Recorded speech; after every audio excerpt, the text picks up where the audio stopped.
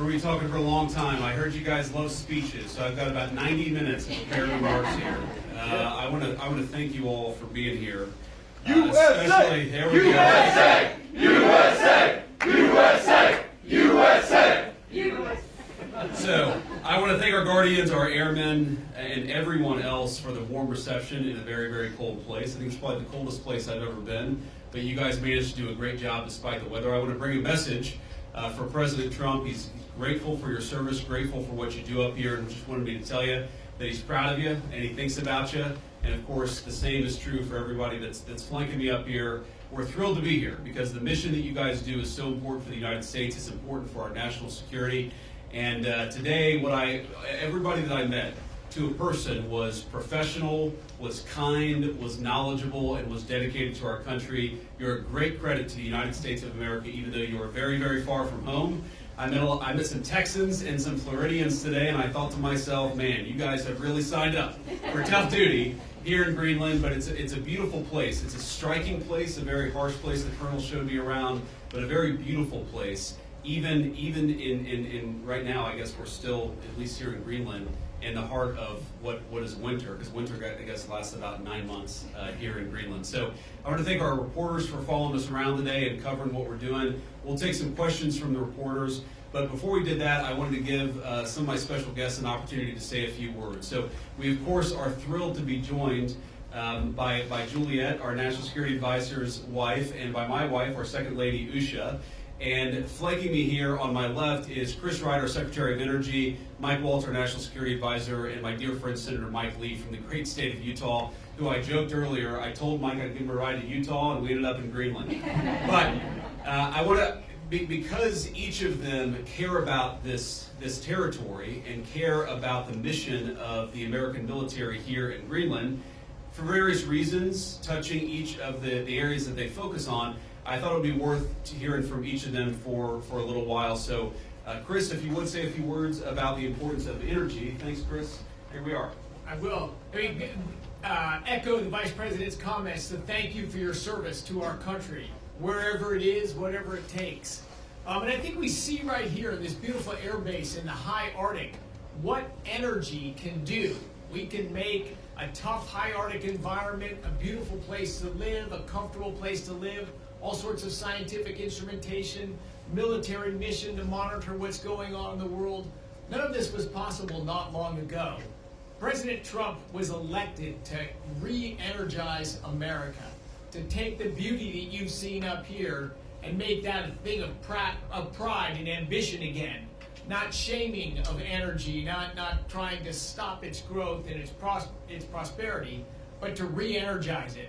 So energy makes the world a beautiful place to live. It makes us comfortable and have long, opportunity-rich lives. I'm thrilled and proud to be part of this administration with President Trump and Vice President Vance. Thank you all for your service. I'm honored to be here. Thank you, Chris.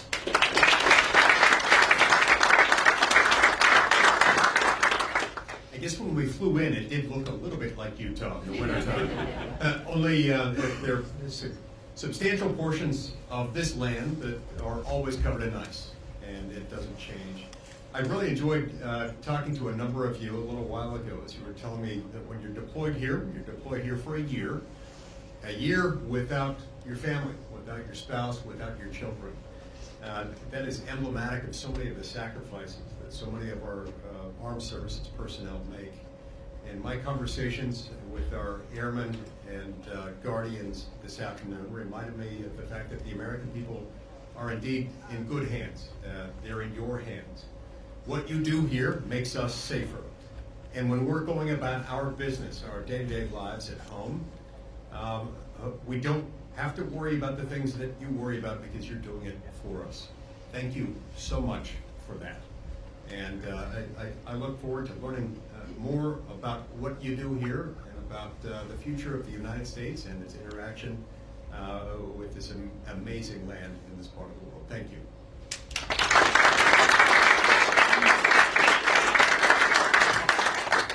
Thank you, Mr. Vice President, and I just wanted to take a minute and thank you all to the airmen and women, to the Guardians, who are keeping us safe day in and day out. You are continuing a tradition of the U.S. military's presence in Greenland since World War II, a 1951 defense treaty.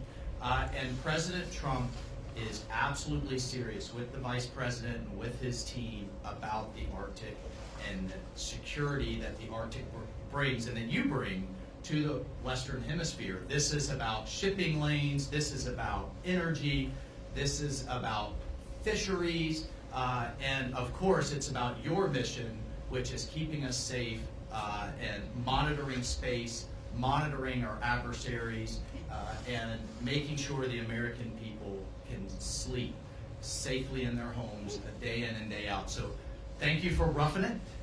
Thank you for being without your families. I bet every one of you are going to pick somewhere in, I don't know, Florida or the Bahamas or something for your next duty station, I would think. But this is also, I mean, what an incredible adventure. I have yet to meet a veteran. My wife is a veteran. I am as well. And of course, the Vice President. I have yet to meet a veteran that says, wow, I regret my time in service. Instead, they cherish it the rest of their lives. So, appreciate this moment and this adventure that it is. And the American people, thank you. President Trump thanks you. And I know the Vice President and the Second Lady thanks you as well. And it's just really an honor to be with you today. Thanks so much.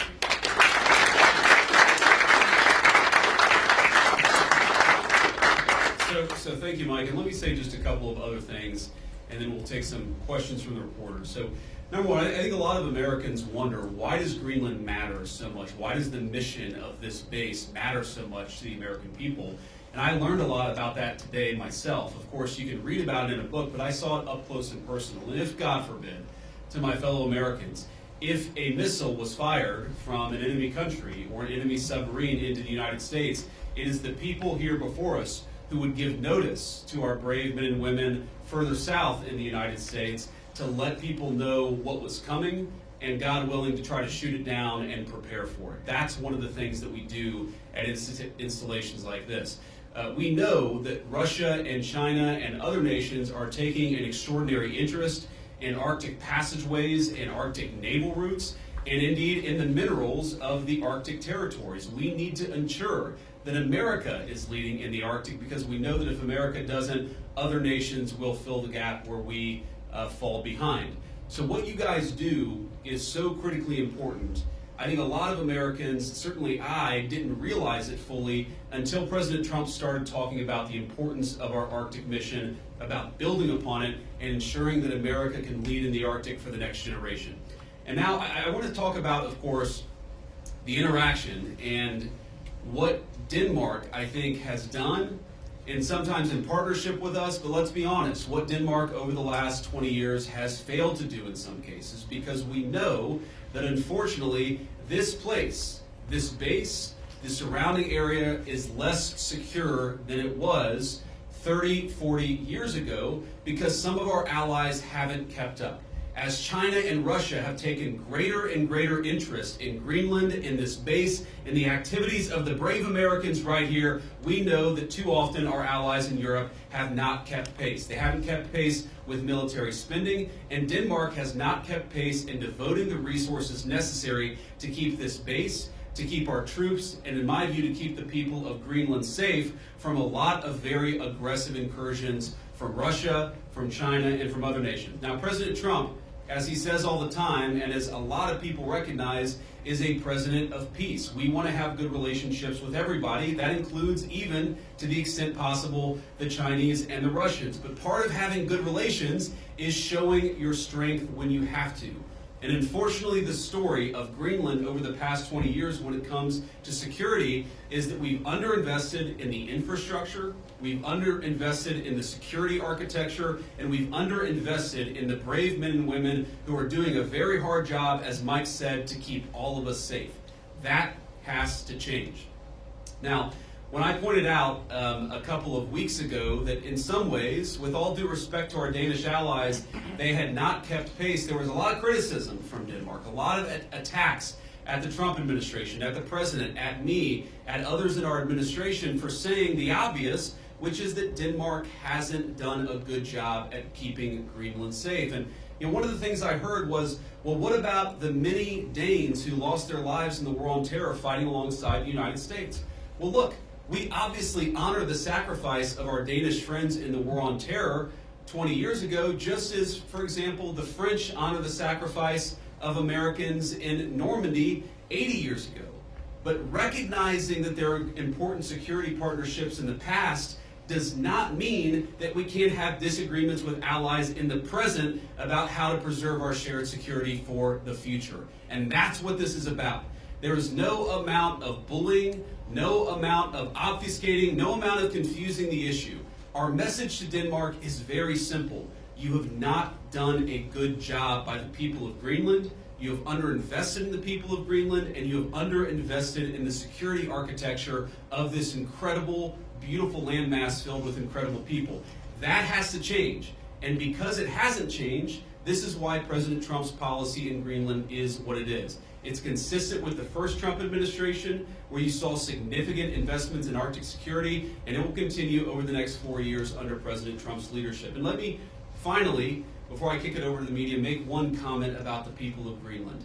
The colonel here, the base commander, who came here first as a second lieutenant, and I guess, Colonel, this is your second duty station here, and we're proud of you and proud of all of you guys who are serving and helping keep us safe. I heard a lot about the respect that our American troops show for the local Greenlandic population, the way that we make and create shelter for hunters and dog sledders, the way that we found ways to turn over traditional tribal land to some of the local populations in order to ensure that they're able to live in accordance with their values. We respect, as the President said in his State of the Union address, we respect the self-determination of Greenlanders. We believe in the self-determination of the population of the people of Greenland. And our argument is very simple. It is not with the people of Greenland, who I think are incredible and have an incredible opportunity here. Our argument really is with the leadership of Denmark, which is underinvested in Greenland and underinvested in its security architecture. That simply must change. It is the policy of the United States that will change, and I'm proud to be able to stand here with so many brave Americans to better understand the security mission and better understand what you guys do each and every day. For that, I'm grateful. For your service, I'm even more grateful. I love you guys, I'm proud of you guys, and President Trump stands behind you and will for the remainder of his administration. Thank you all. God bless you.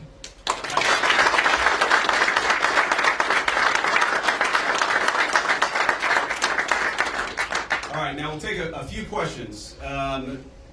Both of you guys have your hands up. Whoever can go first. Red scarf, go first. Oh, sure. Thank you, Mr. Vice President. Do you have any plans, are there plans to expand the U.S.'s military presence in Greenland beyond this base? Well, are there immediate plans to expand our military presence? No, but are there general objectives that we want to accomplish that will certainly require us investing more resources, investing in additional military icebreakers, investing in additional naval ships that will have a greater presence in Greenland? Absolutely. And we know that's necessary because we know, as Mike talked about and certainly I talked about, there has been an expansion of the security footprint and the security interest of Russia and China. They're doing what they believe is in their interest. The United States must do what I know is in our interest, which is to make sure that Greenland is safe.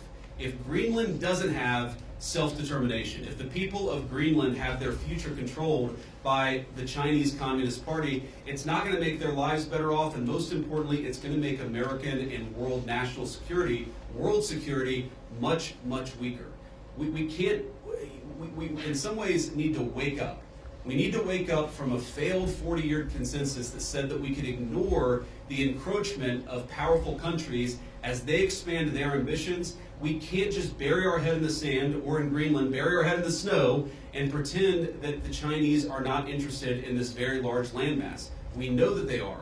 They've taken steps to put Greenland in ridiculous debt traps to invest and exploit the resources here. And we know that they're sending a lot of military resources here. Yes, over the medium term, the United States will meet that challenge. We will put our own resources here. We already have a lot of great resources here, but we know we're going to have to do more to counter some of the nations that we know that we're competitive with.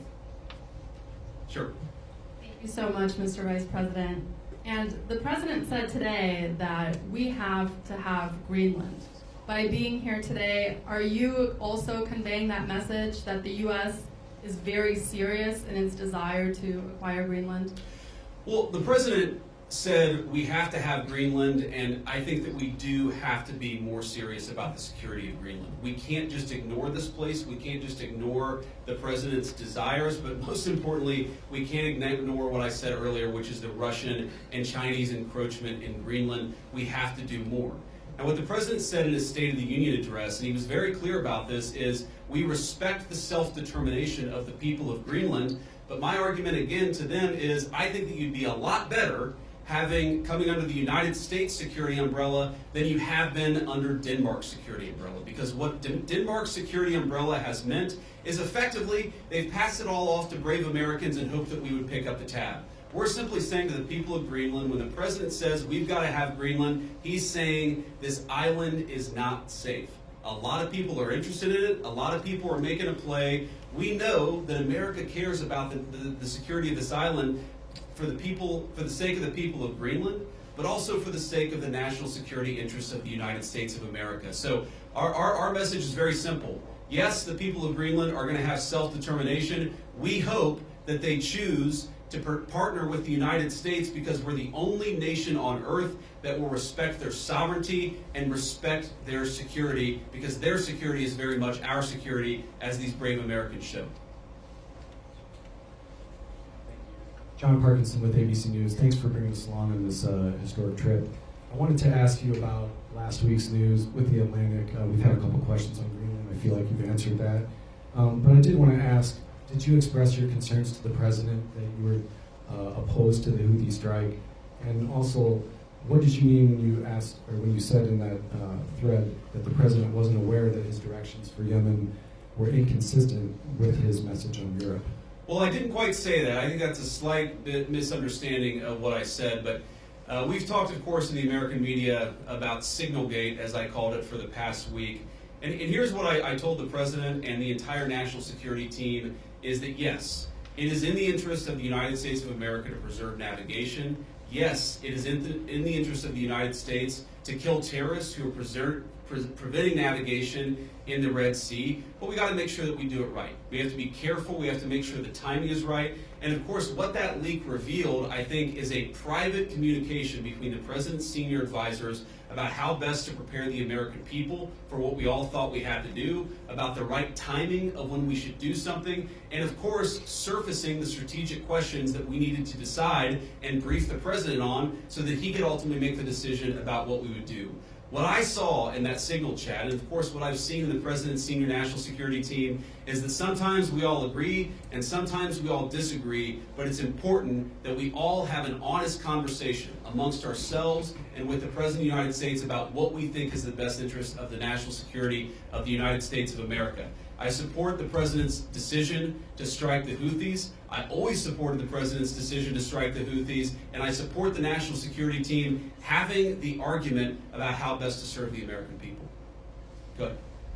In your security briefing today, did you see specific threats coming from China and Russia, things that you did not know about before? Are we talking battleships, icebreakers, any type of military equipment, or is it economic? Well, I don't want to get too specific, but yes, we know that the Chinese are very, very interested in this island. We've seen some of the economic pressures that they've tried to place on Greenland.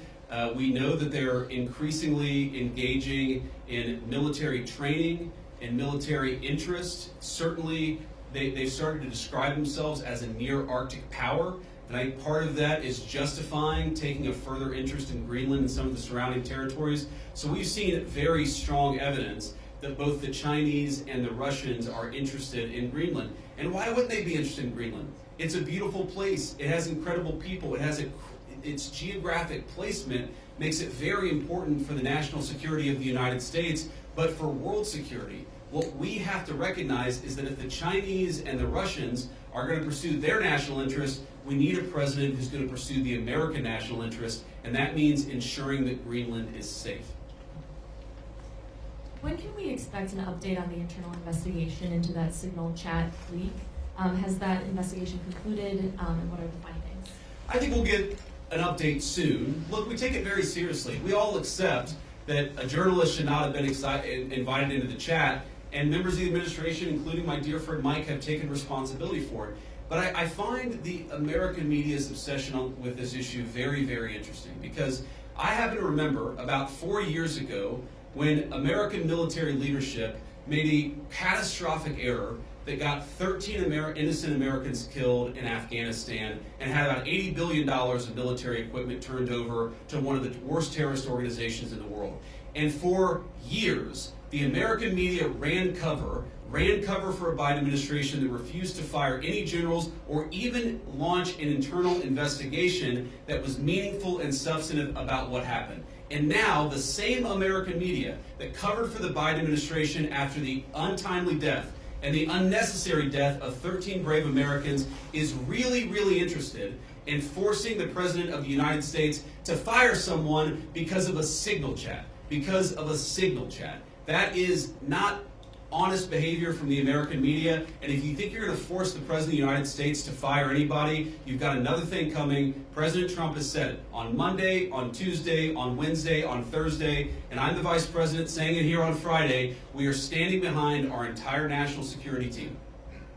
Can I just ask you about Yeah, go ahead. the tariffs? There's been some retaliation, some signals at least in the media that Canada's going to respond, some of these others are going to respond to the president's tariffs. What's your message for Americans that are going to see cost increase on auto manufacturing, new cars, that kind of thing? Is it Buy America, or what's the message going forward there? Well, let me say a couple of things. First of all, for the Canadians, and we have many dear friends in Canada, and of course we love the Canadian people, but the Canadian leadership threatening retaliatory tariffs against the United States, as President Trump often says, they just don't have the cards. There is no way that Canada can win a trade war with the United States. What President Trump has said is that he wants to level the playing field.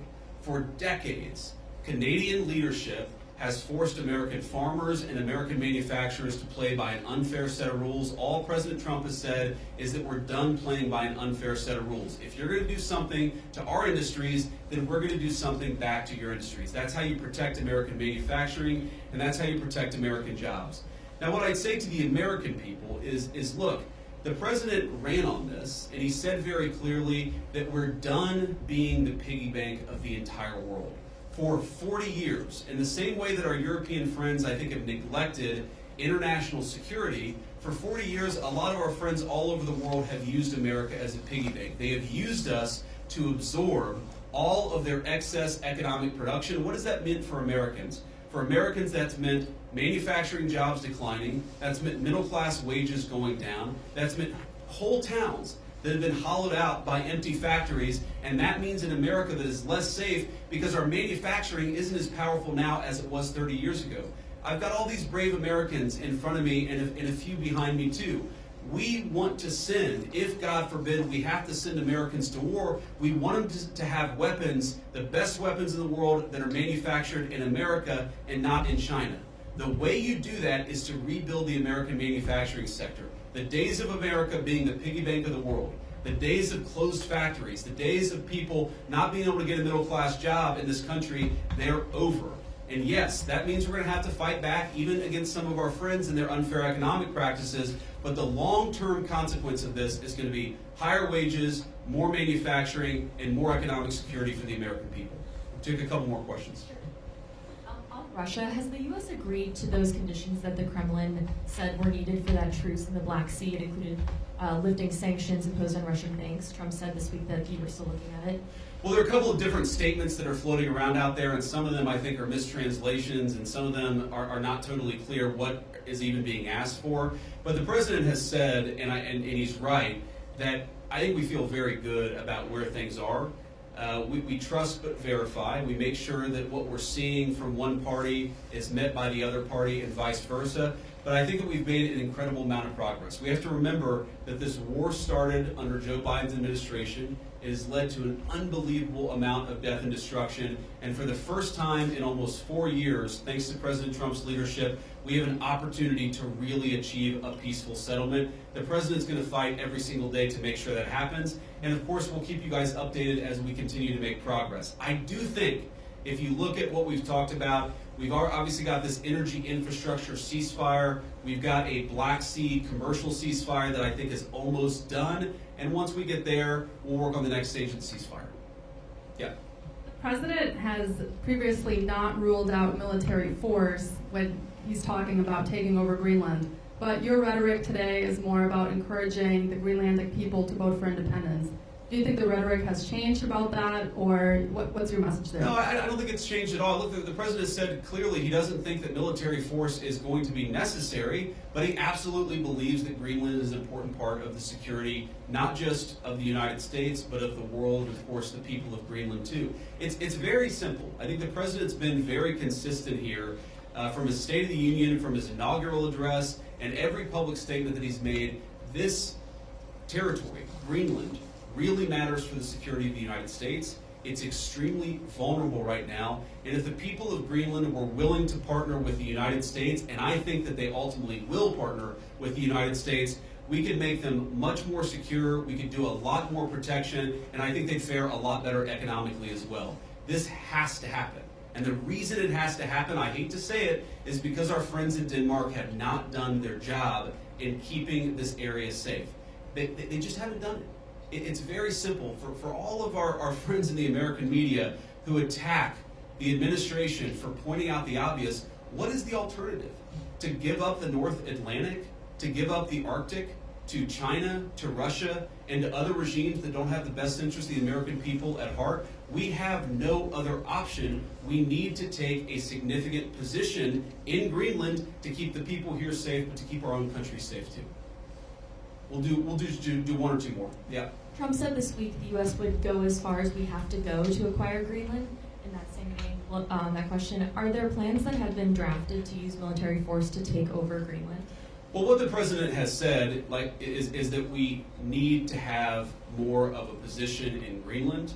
We need it, again, for the safety of the American people. And what we think is going to happen is that the Greenlanders are going to choose through self-determination to become independent of Denmark, and then we're going to have conversations with the people of Greenland from there. So I think that talking about anything too far in the future is way too premature. We do not think that military force is ever going to be necessary. We think this makes sense. And because we think the people of Greenland are rational and good, we think we're going to be able to cut a deal, Donald Trump style, to ensure the security of this territory, but also the United States of America. I'll do one more question. And you spoke about economic interests, how the U.S. could develop Greenland more economically. Could you speak a little bit more about that? I know Secretary Wright is here. Have you guys spoken about energy? Senator Lee is here as well. Just wondering what those discussions have been. No, my point actually is that other countries have explicitly gone after Greenland, and I think with a mind towards economic exploitation. Sometimes asking Greenland to get itself into terrible economic debt traps that would make the people of Greenland not self-determined and sovereign, but to mortgage their future to hostile foreign countries that don't have their best interests at heart. That is not what the United States of America wants to do. What we want to do is to protect the security of this territory because it matters for us and it matters for the people who live here. All right, guys, thank you all. And let me just say one more final word to the Guardians, the Airmen, the other service members gathered here. Thank you.